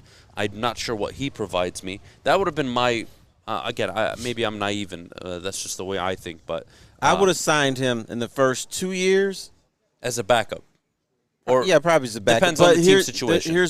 Here's the danger with signing him as a backup. A lot of attention. It's a lot of attention, and also what would worry me most is that anytime my starter would have a bad game, public pressure, bring in Cat. So you face that also. On top of that, I mean, even guys, please, I love all of you in the chat. Terry loves you. We really appreciate you for supporting the show every day. Really can't thank you enough. Don't sit there and tell me that Tim Tebow was blackballed out of the NFL. Tim Tebow couldn't throw a goddamn football. That's why he's not playing in the NFL. Unbelievable. Yeah, Tim Tebow was terrible. Fish throws a better football than Tim Tebow. And yes, he won a football game. And yes, he had a beautiful slant route to Demaryius Thomas. By the way, rest in peace, Demaryius Thomas. But you know what? Amazing. He would make a play to put him up like 18-16 Terry, or something. They beat the Bears like 8-6 that year, and he had like 4 interceptions. But because he got a first down late in the fourth quarter to set up the touchdown, I don't want to hear about Tim Tebow. What a goddamn loser. Neil Rule out here looking sexy as hell. How are you, buddy? Yeah, always. Neil always looking sexy. You good, T. Foss. First time I hadn't seen Neil in a long time, and when I looked at him, I thought it was one of Greg Campy's recruits. I'll get buckets, T. Foss. All right. All right, I'm going to the bar. All right. See you. I love it. We are going to head to a quick break. When we get back, we got to discuss something. Terry, I was surprised you really brought this up yesterday. Should Tiger Woods retire from professional golf? I'm really curious to hear what you have to say about this. I'm pretty sure you kind of you know mine. I'm a big no on that. But before we go, I got to tell you about Big Boy and Strawberry Fest that's going on. We were at Big Boy yesterday, and they have brought back some of the classic breakfast items like the strawberry French toast, hotcakes, and waffles. If you're not feeling breakfast, then try out their new strawberry bacon chicken wrap. It's only available at Big Boy. Check them out again at your participating at Big Boy locations. We'll see you guys in a little bit. You don't have to go to the beach, man. You don't have to get your butt crack full of sand. You just need a little chili peppers, man, to get that glowing beach chili peppers tan. Woo! With 26 locations in the Metro Detroit area and more coming, Chili Peppers Tanning is where you'll find the cleanest salons in the D. Join the Pepper Club for the best deals on unlimited tanning. Head to chilipepperstanning.com. You just need a little chili peppers, man. 6 dark corners, a driveway and a patio, 5 windows that could become doors. Every house has unique security challenges. Guardian Alarm has more tech, more team, and more ways to help keep them all safe. Get a professionally designed and installed security and smart home system from Guardian Alarm. Sign up today and get a free video device. Guardian Alarm. Smart, right from the start. Call 1-800-STAY-OUT. Ladies and gentlemen, I have always been honest with you, and I'll never be more honest than I am right now. There's no better time to sign up on MyBookie. Bet from anywhere, anytime using MyBookie, and make sure you sign up using code Woodward. Now, I understand, Adam, I'm not good at gambling. Good, don't do it.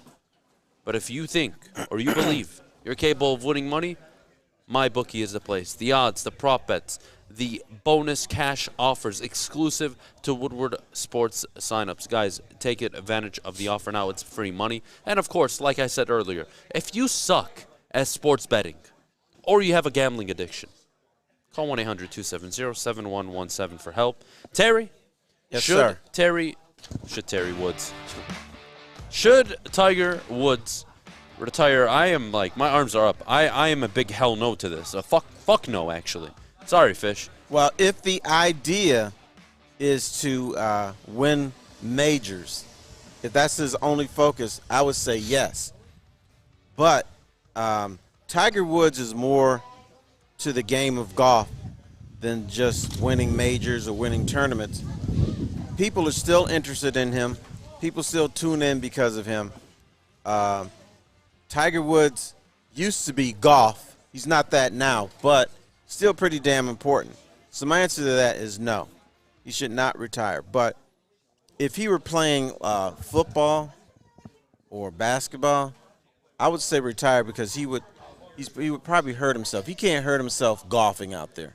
I mean, he's been, even though he's limping. He's out of shape right now. He did drop out on the third day. He did withdraw himself due to injury and uncomfort. But Tiger Woods should golf as long as he can professionally.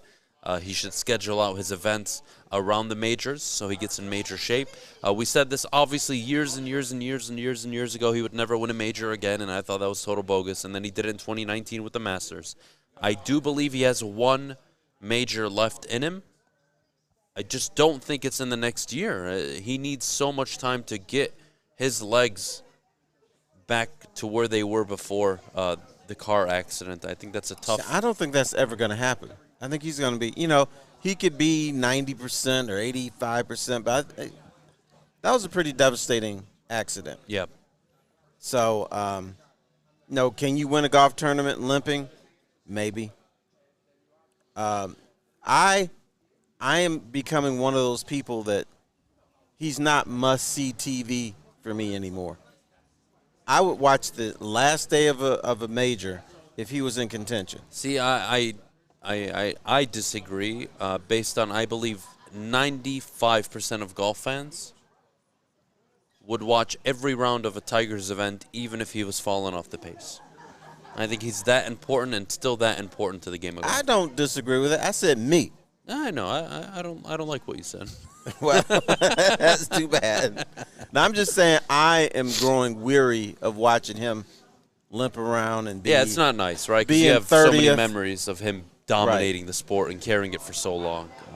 It's kind of, I don't think I'm the only person that feels this way, but it's tough for me to see a once great performer or once great athlete struggling because they stick around too old. I hate seeing boxers go into the ring at 40 and just get their asses kicked. And, somebody is, for instance, George Foreman, when he fought Muhammad Ali, not Foreman, but Larry Holmes, when he fought Muhammad Ali, he just pretty much toyed with him. And even he was like, stop this. This is, I feel bad about, this is my hero. I'm kicking his ass. Stop the damn fight. I don't like seeing that. I didn't like seeing Willie Mays, one of the great defensive players, and offensive, but great defensive players in baseball, couldn't catch a fly ball. It's just tough to see. Get out when you can still perform a little bit. I'm not saying as soon as you stop hitting the peak, retire, but I don't want to see you limping and if Tiger come Masters next year, has not finished top 10 in an event, and has shown continuous withdrawals into Saturday and Sunday, and he just can't fight the injury bug, fine. I just think right now it's his second event since his professional event. The major's upcoming next month with the U.S. Open. It's go time for Tiger. I think he's, again, still getting... The clock is running. The clock is running, of course. It's ticking. As a fan of the sport and of Tiger, you want to see him in contention. It's just really good for the sport. But at the end of the day, the time will come for him to retire. And I don't think golf is ready for him to retire, and I don't think Tiger is ready to retire. Well, here's the other thing about golf we forget. They have the old man's league or the senior senior tour. So, do we want to see Tiger Woods limping in the senior tour? No. I don't think so. No, I'd rather watch professional golf than 70-year-olds making their way around. 70-year-olds with 300-yard power fours. Must be nice. Must be nice. Take out the driver. 50-yard chip shot. Yeah. Oh, goodness. Well, I knew a guy. Well, I didn't know him, but I played Hey, don't with discredit him. the senior tour. They would kick your asses. Both I of know you. that because I don't play. Hey, shut the hell up, but Fish. Don't discredit the This senior is tour. this is why Fish. I've been wanting to All fire right. you for a year. This is why. Fish. This Do is it why. today. Today's this the is perfect why day. I threaten you. Right on the golf course. Maybe hit me with a club. Hey, Fish. See, that doesn't apply. Like a WNBA player would kick my ass. Doesn't mean I want to watch the games Thank every you. Saturday. That's true. No, I agree with that. Dude in the CBA or the G League or whatever, kick my ass. Fish, a male Don't mean stripper, I want to see him. A fully built bodybuilder male stripper probably can kick my ass. Think I want to see him strip? No, I don't. No. All right? I don't think any of us Just do. because they kick my ass in golf doesn't mean anything. I don't want to watch 50, 60, 70-year-olds limp around. But they're good. They're good. Yeah, of course they're good. They're former pros. Right. They're amazing. I'd rather watch Justin Thomas, Colin Morikawa.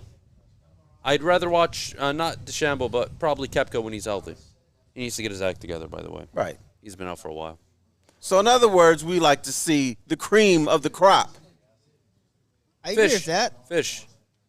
Even Michael Jordan in Washington didn't end well. You don't want your last memory of an all-time great to be limping Right. around, struggling to get things done, even though MJ in Washington was still putting up buckets.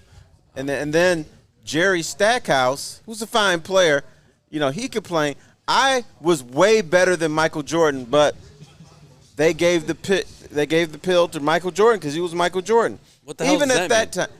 No, when he was playing with the Wizards, Jerry Stackhouse was on that team too.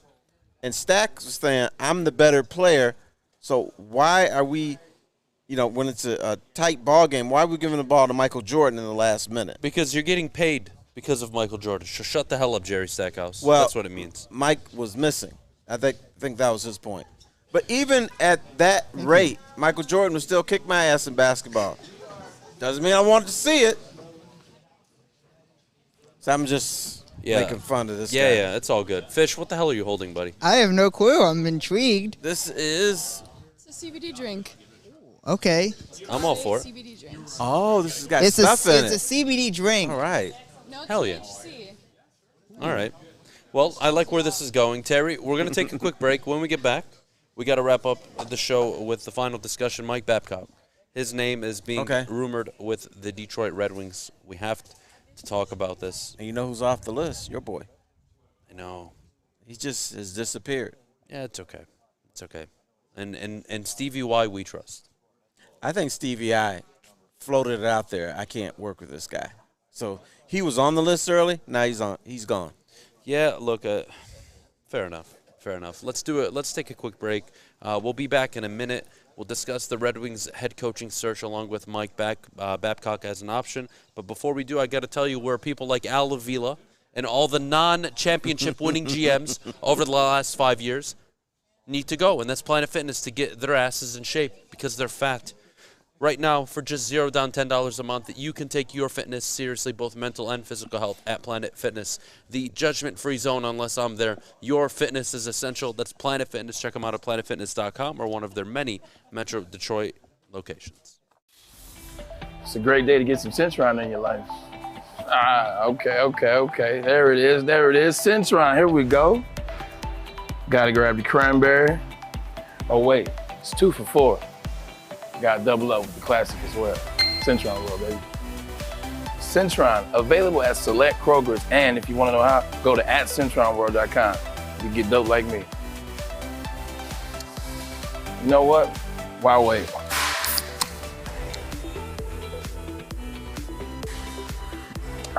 Great taste, guaranteed.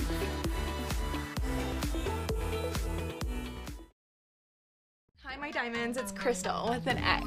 You want to get hot and perfect like me? Here's my super easy routine. Drink at least a gallon of water before you wake up. Attach a weight to everything in your house. Sell your car and just sprint everywhere. Scream when you exhale.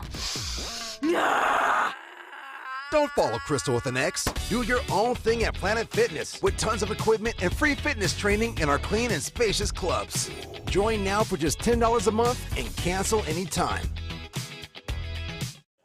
Our friends at Alta Equipment know that when it comes to getting your job completed on budget and on schedule, uptime matters. That's why Alta Equipment has partnered with the biggest names in construction, including Volvo, Leeboy, Avant, ASV, and more to provide the state of Michigan with an industry-leading support and service. Do you have a big project coming up? Alta Rents has you covered. Give them a call at 844-GO-TO-ALTA today. That's 844-GO-TO-ALTA today. Terry, we're back.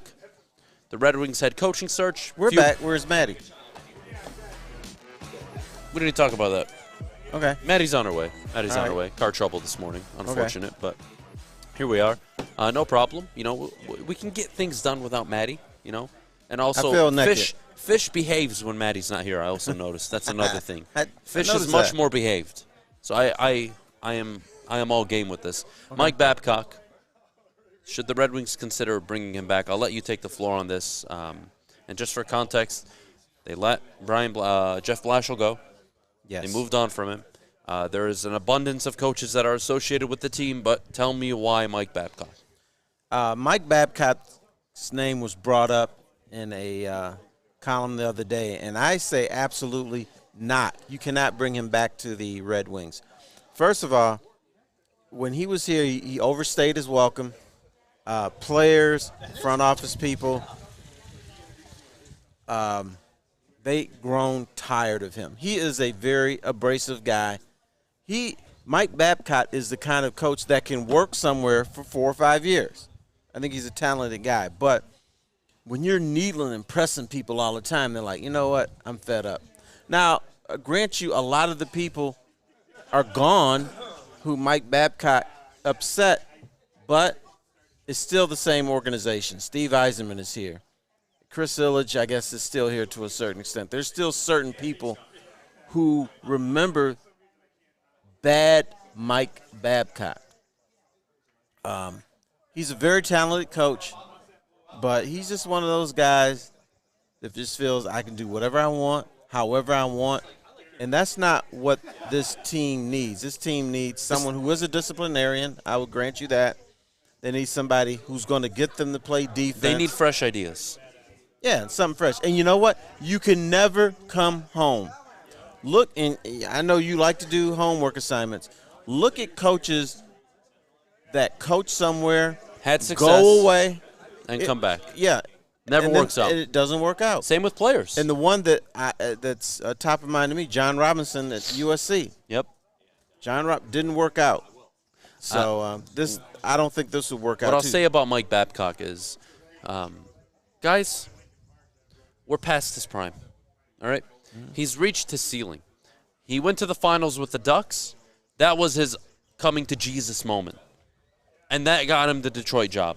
And when he got to Detroit, 2 finals appearances, 1 Stanley Cup championship. Great. After that, downhill, locker room issues in Detroit, and then you go to Toronto, couldn't get them out of the first round in Toronto. This is not the solution. Mike Babcock is not it. Love him, respect him for the championship he was a part of here in Detroit, the 2 Stanley Cup appearances that he brought to the table, but he's not that guy right now. I think the Swedish gentleman, Grönberg, is likely the option. Barry Trotz. That's my guy. Don't do that to him. I'm not. Yes, yeah. Barry Trotz. I'm trying to look at you this act like team. he's Bozo the Clown. No, he's not. I'm trying to find the best fit for this team, and it's a young team. And it needs a coach that's fresh, has young, new ideas, but can also communicate effectively and get them to actually, skate and play defense. So the Barry Trotz deal, for me, seems like a 2-year stopgap where they're not going to accomplish anything significant because they're still a long ways away. And then you bring in the next guy. And I'm not sure why Trotz could or would work. The Wings next year, maybe a playoff team, maybe. The year after, likely a playoff team, likely out of the first round. We're still 2 to 3, 4 years away from being a Stanley Cup contender. So you wouldn't bring in your guy yet. You'd bring in the sacrifice I would bring in Lamb? I would bring in a guy that can show improvement year over year over year to the point where we get to that Stanley Cup contending status. So I think in Steve Yzerman's mind, he would have kept Jeff Blashill if that was the case. Well, he kept him until I think he believes they should at least make the playoffs. This is a playoff team, and the thing holding it back is Jeff Blashill. So I was convinced he would keep Blashill until he was convinced this was a playoff team. He probably thinks now this is a playoff team, but Blash held him back, so now he's looking for that guy that's going to actually get them in the playoffs. I'm just a Barry Trotz guy because I think he is the final, I think he's the final piece. Yeah, look, I think he can do it. Is he a Stanley Cup winning coach with the future of this franchise moving forward? Maybe. But it sounds like you're still saying bring in the setup guy. But is Trotz going to be here 4 or 5 years? That's my question. He could? The Red Wings are one of the premier franchises. I understand. NFL. He would be willing He won't to leave do that. if he comes. What I'm saying is, does he have 4 or 5 years of building a Stanley Cup championship level team? Until people say, hey, this is not the guy. Is he capable that is of a that? question. So because they're not going to win it next year. They're not going to win it the year after. Year 3 and 4, you can start to talk about the Wings as an up-and-coming contender.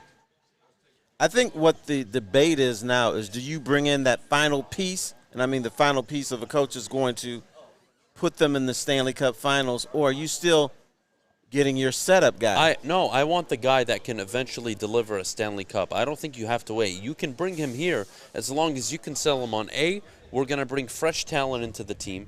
Next year you can expect Mo Seider to be the complete core of your defense and your team, really, like he was this past year. Dylan Larkin, phenomenal this past season. You're likely going to extend him. Nathan McKinnon is an unrestricted free agent in 2023. Do you have faith in Steve Yzerman, yes or no? They have the cap space, yes. Then that's all going to happen. And that's why I say get the guy now and build into a playoff team, first round exit. Playoff team, win a playoff series. Playoff contenders, and then Stanley Cup contenders. And I think it's a 4-year process, but you're going to enjoy a lot of success during those 4 years. But the grand scheme of things, 4 years is not that long. No, especially when you're working towards a Stanley Cup level team. And again, yes, it's taken Yzerman a long time. This was not going to be an easy rebuild, but I think nailing the head coach now is so important. I don't think you can go from Blashill to a stopgap to the guy. It won't work. Bring in the guy that can get this team to the playoffs next year. I agree with that. That's my point. Even if he's going to take some hits, that once you're a young team and you start sniffing the playoffs, the next step, 9 times out of 10, should be elevating yourself up that playoff ladder and then being cup contenders and then cup champions. That's what it should be. And that's what it will be, because this is the Red Wings. I have faith in the name Red Wings, and I have faith in Steve Yzerman. So that's the way it should be. So bring your guy in. I think Ron Borg is that guy. I just do. I think his potential is something. I truly believe it. We're going to take a quick break. When we get back, mailbag time, so get your questions in the chat. We'll be back in just a second.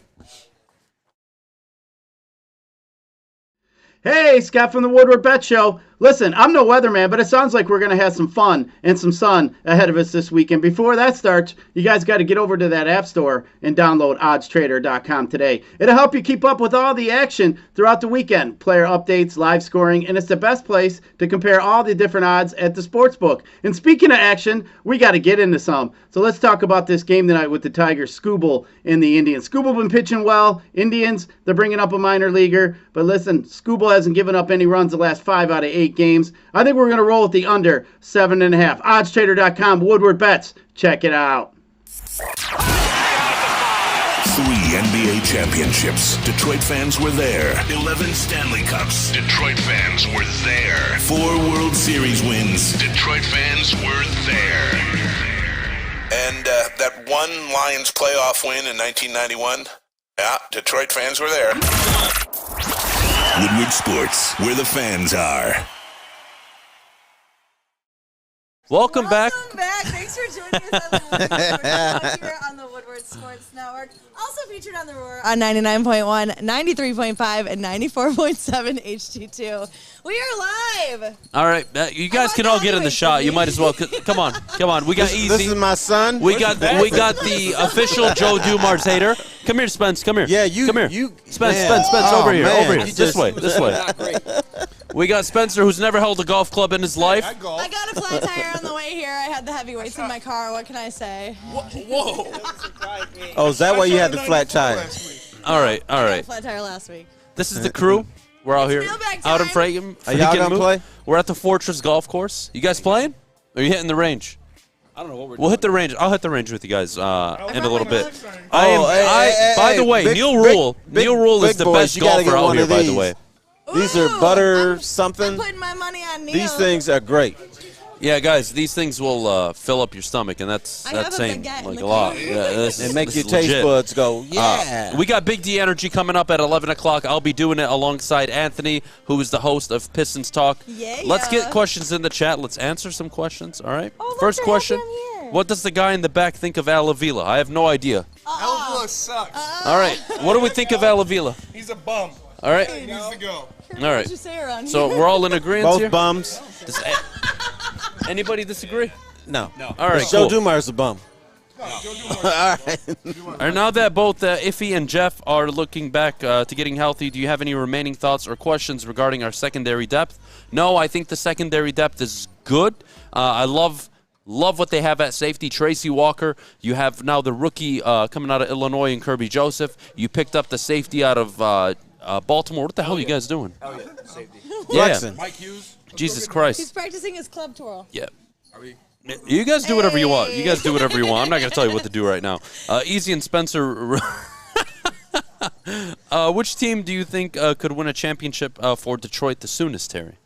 I always say Red Wings. I think it's the Red Wings. I believe in Steve Eisman. He's got two huge pieces, and they're young. He's got Larkin, and he's going to add on. He did it in Tampa. He'll do it here in Detroit. Get the hell out of here. No, that's not nice. Oh, I was going to ask Adham a big question. Go for it. Can I take Maddie out tomorrow? Ooh. What time? In the afternoon, after the show, of course. Yeah, be my guest. We're gonna go to Johnny Black's in Waterford. I went there for the first time. How was it? It's a good spot. I loved it. Yeah. All right, good. I'm asking for your permission. Yeah, you don't need my permission. I What actually is she, do She my because slave? I think you're kind of her dad. I'm her pimp? Yeah. All right, it's $50. I don't want to get. No, I'm not. I'm worth more than that. Damn. We're not including any sexual services here. Yeah. It's a drink. Relax. Relax. I know your value. Shut the hell up, Maddie. I know what I'm doing here. Let me sell you. Shut up. Okay. Jesus Christ. I love this for us. I'm hey, mad at by the way, guys, today is Fish's 1 year of being a full-time employee at the Woodward Sports Network. Clap it up for Fish. Can we get claps for Fish? By Can the you way, go stand next to Fish real quick? Spencer I is want a you to interview. doofus. Huh? I told you what to get. You got everything but that thing is right, good. Fish. I'm telling you. Tell me, what's your favorite memory been with Woodward Sports so far? Adham, I guess. Why do you have to be bribed to say that? I didn't bribe him. Fish, be honest. There may have been a little bribing, not too much. I told you It's called fear. Can you tell us your favorite memory? Do you have a favorite memory? No. You hate it all. Well, no, I love it all. It's everything. There's no everything. Without Adham looking at you, who's your favorite person on the network? Um. Don't look at No, everybody's. You can say whoever you want, buddy. No pressure. I don't mind. I don't have one. Everyone. He likes us all equally. Not true. Not true. Well, Yeah, what do that's you mean unfair. Not true? Why is that unfair? Oh, Because God. if you said someone, then everybody else would be hurt. Fish, who's your least favorite person? Yeah, that's Who's Yeah, your least that's- favorite Who's your least person? favorite? Everybody knows that. You What? can say my name. It's okay. Just say easy. It's okay. No, you know what to say. Do I know who to say? I don't know who to say. Nobody's twisting your arm Just here. say Justin's your favorite and call it a day. No, least favorite. Yeah, we're on Least. least favorite. Keep up. It's Adam. It's Adam. Just Adam say me. is It's the least okay, buddy. favorite. All right. Well, Okay, well, you know what? This interview is going nowhere. yeah, sorry, Fish. You suck right now, buddy. I'm sorry. You're not helping us at all. If Avila gets free pass this year, how mad are you going to be? You will find out how mad I will be. It'll be pretty mad. Mouse, that question, will Maddie date the nose picker at the table? We're going to continue the conversation here. God damn you, Terry. You can't say that out loud. You guys really need to, protect me from this stuff. Who would win an Oklahoma drill, Fish or Adham? Obviously, Fish. Fish would... What did Mike G say? Fish would demolish me. Oh. Mike G with the Oklahoma drill every time. Oh, God. Well, look, guys, thank you so much you for ending tuning early? in. You have 5 minutes. I am doing an outro. Just shut the hell up and let me do my job. What is your outro? Just shut the hell up. We are out here. Shut the hell up, all of you. It's going to be a soliloquy. We are out here, out in Frankenmuth, at the Worst Open, the Frank Beckman Memorial Celebrity Golf Classic. Okay, Fish muted you, so we can continue talking. Terry, how are you today? I'm in tip-top condition. Interesting trip up here. I'm going to the Bavarian Village. I invited young Adam, but he's like, I got to work. I'm too busy. Are you going to go get some fried chicken and some mashed potatoes? Yes. That's what I'm trying to get. Yeah, and I'm going to get some sausage They were and talking cheese, about that too. the whole way here. Easy's never had it. Oh, really? We got to do a heavyweight. Oh, yeah, y'all got to come get some fried chicken. Well, so where are you going to go? Because there's 2 spots. Yeah, let's go to Zender's. Well, you should actually do both. They're all the same. It's out of the same kitchen. Zender's is the place, then. I mean, there is no other choice, to be honest. But The hell... What's the name of the other place? I think it's Bavarian Inn. That's it, yeah. I always go to Bavarian Inn, but I go to Zender's. Your golf swing is atrocious. Yeah, he doesn't want to hit anybody. Go over there. I want to see a practice swing. Go over there. There's a camera over by No. We don't need to show the audience. We don't need to hurt them. Please. I just want to see your swing. Show me the golf swing. Give me a 70% swing. Let's see it. 70%. Oh my God.